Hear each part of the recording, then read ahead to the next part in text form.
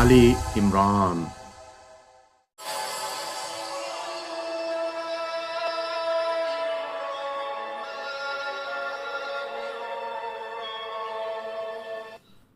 అనంత కరుణామయుడు, అపార కృపాశీలుడు అయిన అల్లాహ్ పేరుతో ప్రారంభిస్తున్నాను.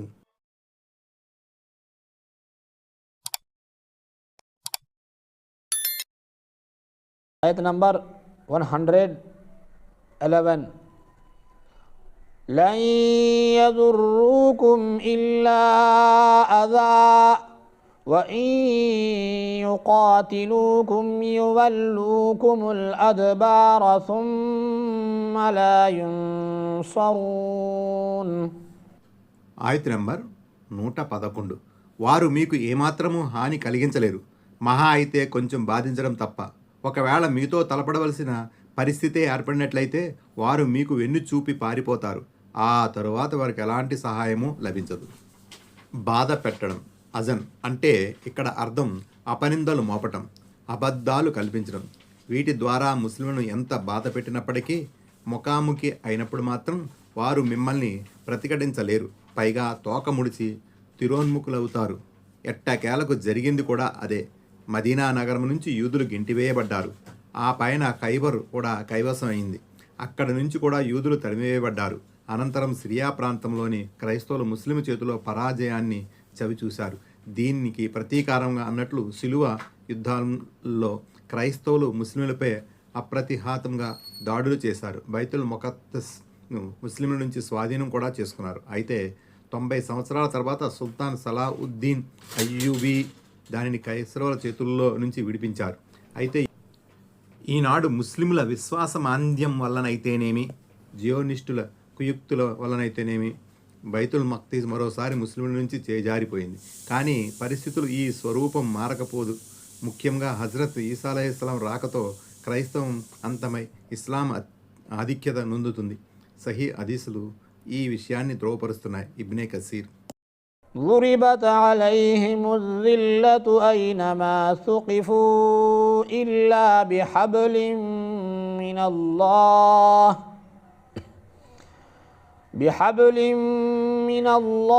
وحبل من الناس وباءوا بغضب من الله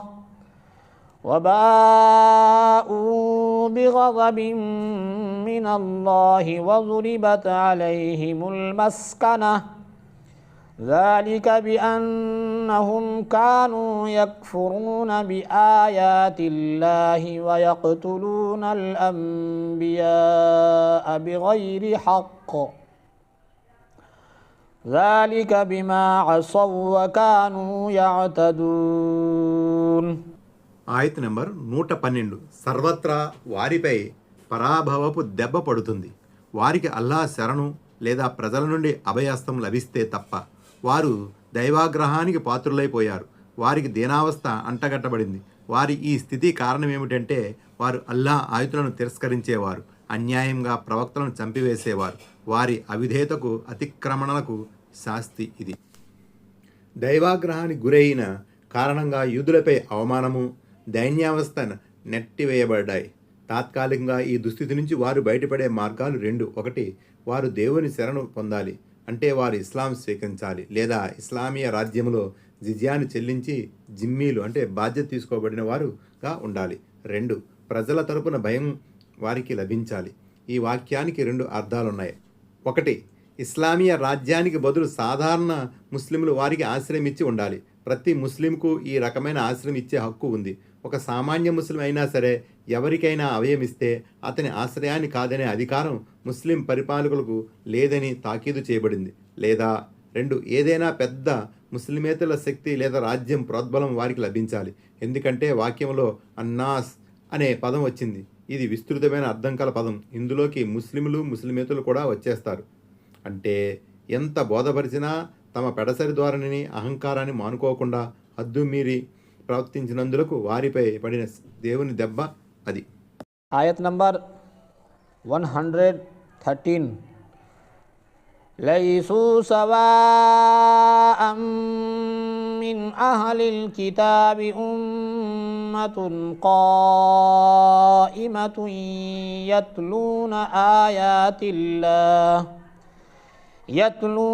آيات الله آناء الليل وهم يسجدون. ఆయత నెంబర్ 113. వారంతా ఒకలాంటి వారు కారు. ఈ గ్రంథవహులలోని ఒక వర్గం వారు సత్యంపై నిలకడగా ఉన్నారు. వారు రాత్రి సమయాల్లో కూడా దైవ వాక్యాలను పారాయణం చేస్తారు, సాష్టాంగపడతారు. ఆయత్ నంబర్ 114. يؤمنون بالله واليوم الآخر ويأمرون بالمعروف وينهون عن المنكر ويسارعون في